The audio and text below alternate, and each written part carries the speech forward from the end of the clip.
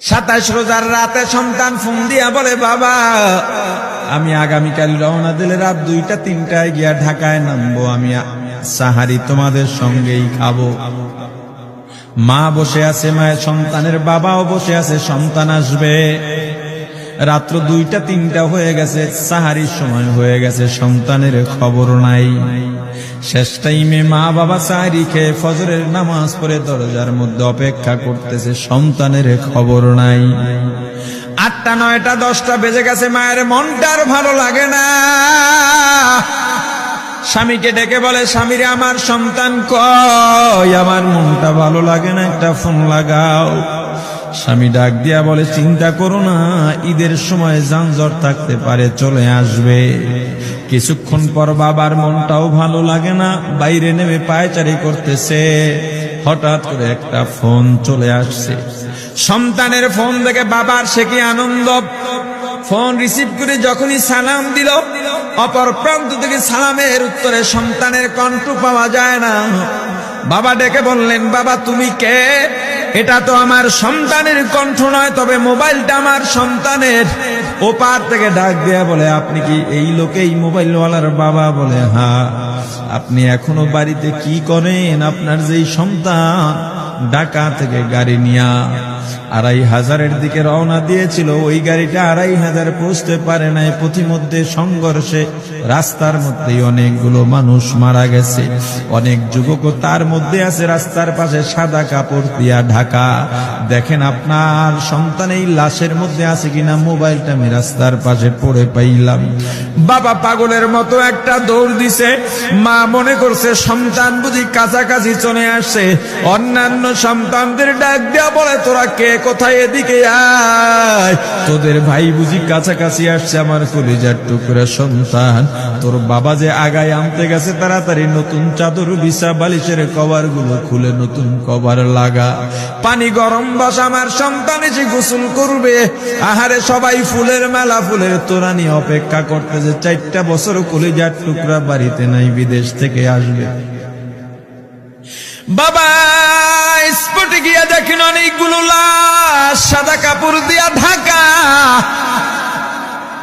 একটা একটা মাথার উপর থেকে কাপড় উঠান আর কৌতূহল বাড়তেছে, কাপড় উঠান আর কৌতূহল বাড়ে। হঠাৎ তাকায় দেখে কলিজার টুকরা সন্তান লাশের মিছিলে শামিল হয়ে গেছে। বাবা সন্তানকে ধরে কাঁদেন আর বলেন, বাবা এত আদর আপ্যায়ন তোর জন্য, এত প্রস্তুতি রে বাবা। তোর মা তোর পথে বসে আছে রে বাবা, কি জবাব দিব বল? তুই যেদিন রওনা দিয়ে বিদেশ চলে গেলি, তোর মা সারা রাত ঘুমায় নাই, দরজায় গিয়া তোর পথের দিকে তাকা রইছে। কত রাত আমি মা আমি বাবা দেখলাম, তোর মা গভীর রাতে বিছানায় নাই, খুঁজতে খুঁজতে দেখলাম দরজায় গিয়া তোর মা কাঁদে। কত রাত তোর মা তোর জন্য নামাজ পড়তে পত্রে রাত্রটা নির্ঘুম কাটায় দিছে রে বাবা। কত রাত তোর মা তোর জন্য দোয়া করতে করতে নির্ঘুম রাত্র কাটায় দিছে। এই 4 বছরে 8টা ঈদ, ঈদের সময় আমরা নতুন কাপড় কিনছি, নতুন কাপড় পরছি। তোর মায়ের জন্য আমি নতুন শাড়ি এনে খাটের উপরে রাখলাম। ঈদের নামাজ পড়ে এসে দেখি কাপড়টা খাটের উপরেই আছে। তোর মা প্রথম ঘরেও নাই, মাঝের ঘরেও নাই, পেছনের ঘরেও নাই। খুঁজতে খুঁজতে গিয়া দেখি তোর মা কিচেন রুমে আছে। ওই নাস্তা নাড়াইতেছে, দুধ নাড়তেছে, দুধ উতলাইয়া পুইরা যাইতেছে, খবর নাই। আমি তাকায় দেখলাম তোর মায়ের 2 চক্ষু দিয়া টক টক করে পানি পড়তেছে। ডাক দিয়া বললাম, ওরে বিবি, ঈদের দিনে তুমি কেন কাঁদো? তোমার জন্য শাড়ি আনলাম, সেটাও কেন পরলা? তোর মা জবাব দিয়া বলছিস, স্বামী গো, আপনারা যখন নামাজের জন্য রওনা দিয়া গেলেন, আমার অমুক সন্তান আপনার সঙ্গে যায় নামাজ দিয়া নতুন পোশাক পরে নামাজে রওনা দিয়েছে, কত সুন্দর লাগছে দেখতে। হঠাৎ করে তাকায় দেখলাম আমার কলিজের একটা মানিক আপনাদের সাথে নাই। আমার মনটার ভালো লাগে নাই। আমি ফোন দিলাম আমার মানিকের কাছে। ফোন রিসিভ করে বলে, মা নাস্তা বানাইছি, খাইছি, এখনো ছুটিতে আছি, আনন্দ করতেছি, ঘোরাফেরা করতেছি, কিন্তু আমি মায়ের মন।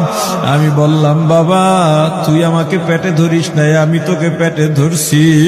আমাকে খুশি রাখার জন্য কত কথাই না বললি, ঈদের টাকা পাঠাইলি, তোর টাকা দিয়া তোর বাবা জামা কিনছে, তোর ভাইরা জামা কাপড় কিনছে, তোর টাকা দিয়ে পরিশ্রমের টাকা দিয়ে আমার শাড়ি কিনছে, গহনা কিনছে, কিন্তু তোর পাশে আমি হাতুড়ের বাড়ির শব্দ কেন পাই?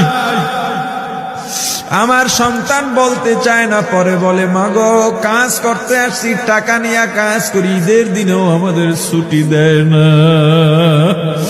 ওরে স্বামী বলে, ঈদের দিনেও যেই সন্তান কাজ করে, এই শ্রমের টাকার শাড়ি আমি